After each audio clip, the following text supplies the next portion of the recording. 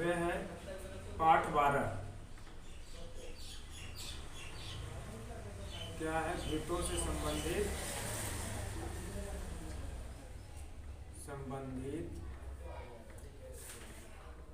क्षेत्रफल। अब इस पाठ में मुख्य रूप से हम लोग क्या पढ़ेंगे? पहला नंबर पढ़ेंगे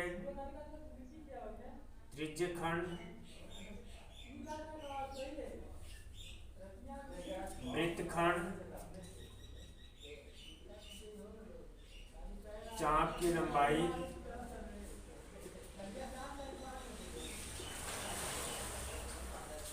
अब यहाँ पे ये समझना है कि त्रिज्यखंड और चाप की लंबाई होता क्या है। पहले एक हम क्या बना लेंगे? वृत्त बना लिए। एक वृत्त का क्या हो गया? केंद्र हो गया। ये क्या है? वृत्त का केंद्र। अब इसको क्या बोलते हैं? जो 10 पाठ में बताया गया था, इसको क्या बोलते हैं? वृत्त की परिधि बोलते हैं। ये सब क्या है? वृत्त की परिधि। और जो वृत्त को दो बिंदुओं पर मिले उसको क्या बोलते हैं? जीवा। ये क्या है? वृत्त की जीवा। और जो बीच से होकर जाए ये वृत्त की सबसे बड़ी जीवा, जिसको क्या बोलते हैं? व्यास। केंद्र से परिधि तक की दूरी को क्या कहते हैं? त्रिज्या। समझ में आया? ये क्या हो गई? जीवा। और ये वृत्त की सबसे बड़ी जीवा व्यास, और इसको क्या बोलते हैं? रेडियस, त्रिज्या। ठीक, यहां तक समझ में आया? इसके बाद इसी वृत्त में अब हम लोग पढ़ेंगे क्या चीज? कि त्रिज्यखंड किसको बोलेंगे?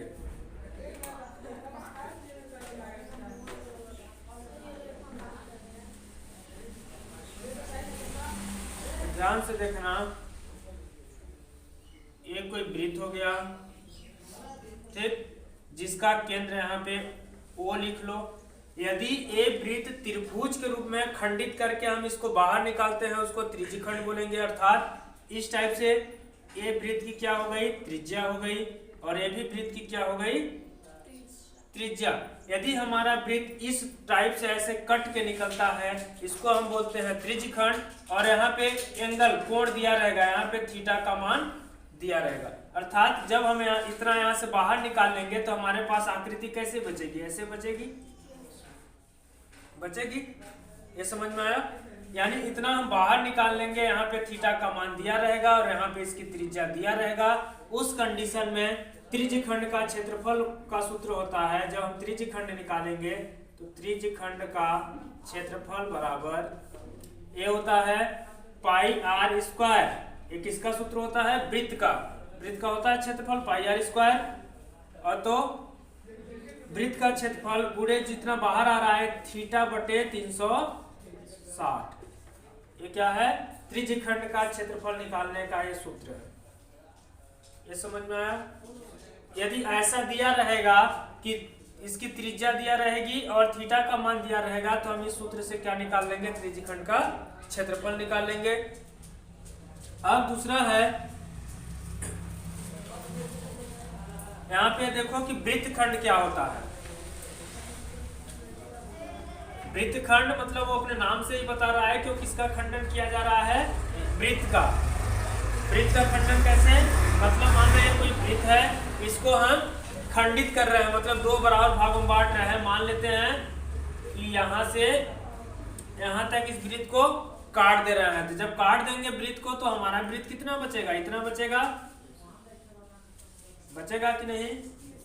तो ये वाला भाग कटा, इसी को हम क्या बोलेंगे? वृत्तखंड। क्या बोलेंगे? एक वृत्तखंड है। अब देखो वृत्त दो भागों में बट गया है, एक नीचे और एक ऊपर। यहाँ पे मान लो कि जीवा की लंबाई AB है, तो ये ऊपर कटा और ये नीचे, तो इसको हम क्या बोलेंगे? लघु वृत्तखंड। क्या बोलेंगे? मतलब छोटा वाला जो वृत्त का भाग है उसको लघु वृत्तखंड बोलेंगे, और ये जो बड़ा वाला वृत्त का भाग है इसको दीर्घ वृत्तखंड।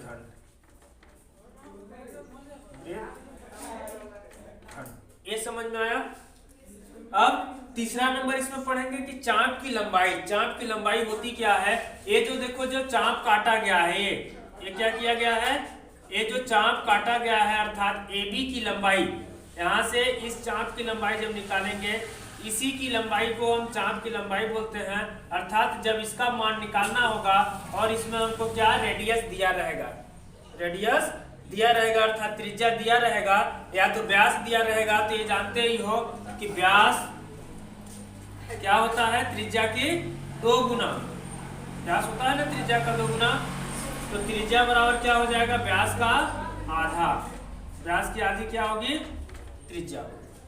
ठीक, तो यदि यहाँ पे हमको त्रिज्या का मान या व्यास का मान दिया रहेगा तो हम चाप की लंबाई इस वाले सूत्र से निकालेंगे।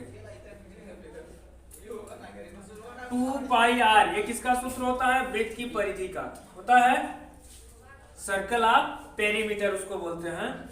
ये हो जाएगा 2 पाई आर गुणे थीटा बटे 360।